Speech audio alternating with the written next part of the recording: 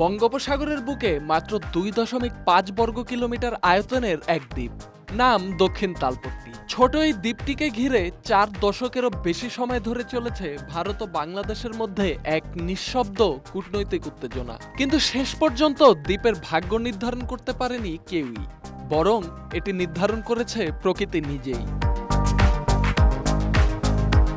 1970 সালে ঘূর্ণিঝড় ভোলা যখন বঙ্গোপসাগরে আঘাত হানে, তার তাণ্ডবের মধ্যেই জেগে ওঠে এই দ্বীপ। এটির অবস্থান হারিয়াভাঙ্গা নদীর মোহনায়, যা ভারত বাংলাদেশ জলসীমার ঠিক মাঝখানে। তখন থেকে দুই দেশই দ্বীপটিকে নিজেদের বলে দাবি করে।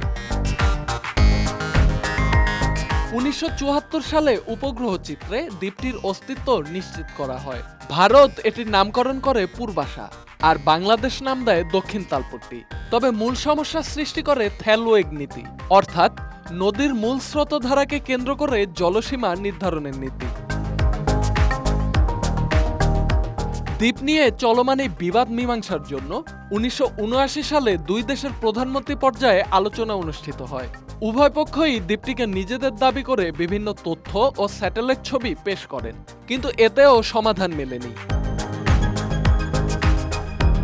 1981 সালে দ্বীপটিতে নৌবাহিনী ও বিএসএফ পাঠায় ভারত। এর কড়া প্রতিক্রিয়া হিসেবে বাংলাদেশ গানবোট পাঠালে দ্বীপটি থেকে সরে দাঁড়ায় তারা। এরপর দ্বীপটি কার্যত পরিণত হয় নোম্যান্স ল্যান্ডে।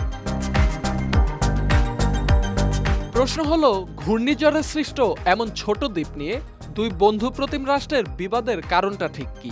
ভূবিশ্লেষকরা দক্ষিণ তালপট্টির মাটির নিচে বিপুল পরিমাণ গ্যাস, কয়লা ও খনিজ সম্পদ থাকার সম্ভাবনার কথা জানিয়েছিলেন। আর এই বিপুল পরিমাণ খনিজ সম্পদই দুদেশের আগ্রহের কারণ ছিল। এছাড়াও দ্বীপটির আকার বেড়ে গেলে তা বঙ্গোপসাগরীয় অঞ্চলে সামরিক শক্তি বৃদ্ধিতে সহায়তা করার বিষয় তো ছিলই।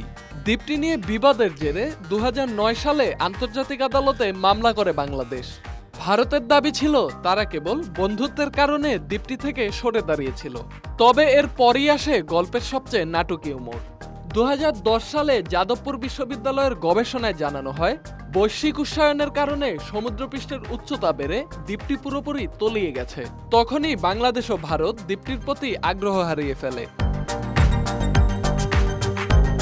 ছোট্ট এই দ্বীপটি ছিল ভূরাজনৈতিক উত্তেজনার কেন্দ্র, আর তার অবসান ঘটালো বৈশ্বিক উষ্ণায়ন, যা বর্তমানে মানবজাতির সবচেয়ে বড় শত্রু। এই ঘটনা আমাদের স্মরণ করিয়ে দেয় মানুষের তৈরি সীমান্ত প্রকৃতির খেয়ালের কাছে কতটাই না অপ্রাসঙ্গিক। Dhaka express, desk report.